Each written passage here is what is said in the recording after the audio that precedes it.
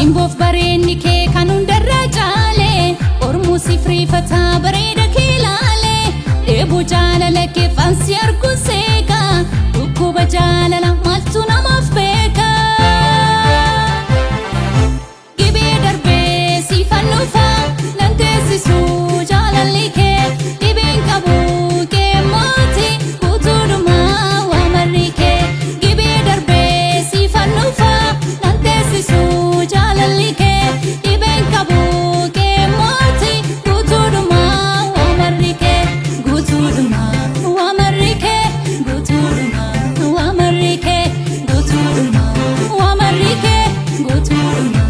waamarri kee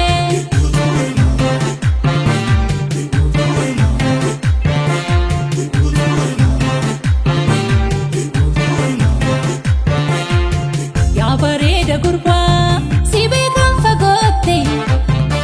kun bareedina keeti Bileensi jaalatte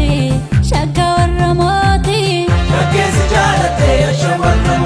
Ashami ashama Dhaabbanni kee tole Ashami ashama alaala booji'a Ashami ashama osoo si dheebodhu Ashami ashama aduun bahee dhiha Ashami ashama boona warra mooti Ashami ashama warra gibee gamaa Ashami ashama seenaan booji'ame Ashami ashama yaa bareeda nama ashamiin ashama asham yaa jaalala jaallatanii dhamna maaltu namaa mala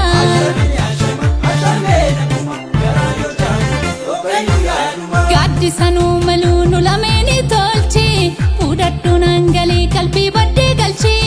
Barcuma jaalalaas waliin